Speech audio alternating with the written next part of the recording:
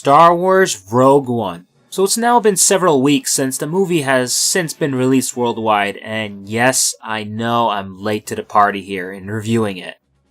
That said, I can at least say that I've had enough time to let the movie properly sink in. And let me start by saying, yes, I still think this movie is ridiculously good.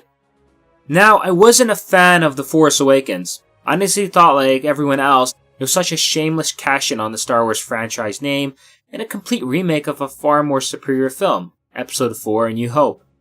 I really did not like that movie, and I left the theater disappointed with a sour taste in my mouth. I felt that Disney totally lost the mark here, and that the future of Star Wars in their hands was doomed. Fortunately, after seeing Rogue One, I could say, in my humble opinion, that now that has since changed. Unlike Force Awakens, I left Rogue One crying of happiness.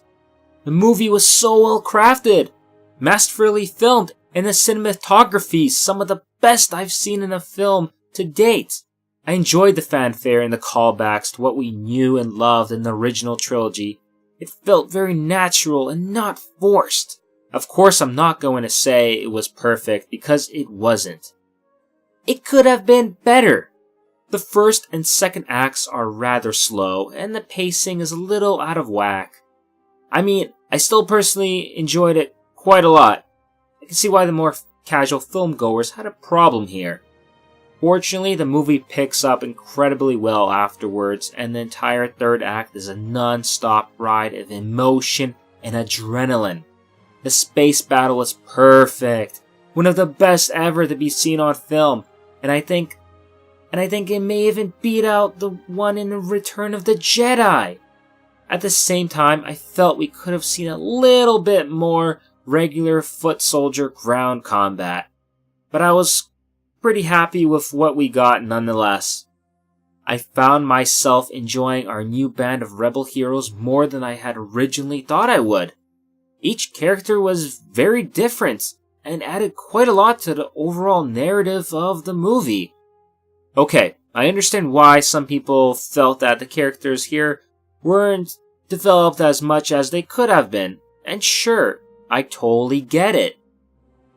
However, with that being said, this movie didn't have the luxury of the episodic films, where it has a span of 3 films that take the time to develop each character one after another. It had to do it all in one go. Besides, this is essentially the Star Wars version of Suicide Squad. We know that these characters aren't going to survive. There isn't so much of a point in taking all the time and effort to be invested in each of them, only for them all to be wiped out by the end of it.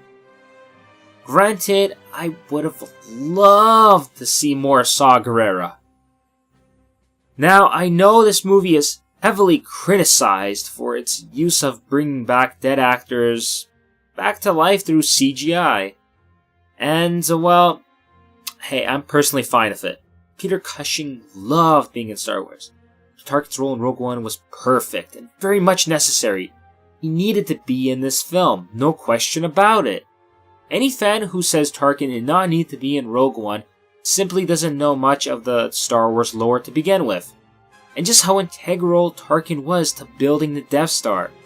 Come on, the Death Star itself was codenamed the Tarkin Initiative. As for his CGI effects, I really dug it.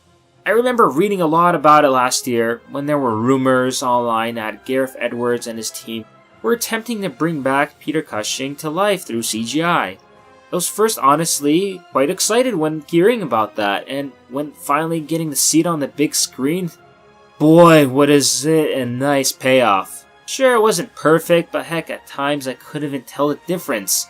Granted, perhaps because I've seen the film in standard format, rather than something like 3D, that may have skewed it a bit in its favor. Now, I felt Tarkin was done a lot better than Leia was, but I was still happy to see her on screen as well. It was needed. It was a perfect ending and transition to A New Hope, and boy, was it an ending. Overall, I love this film, and I can easily rank it as one of my top favorite Star Wars films of all time, right behind Empire and New Hope.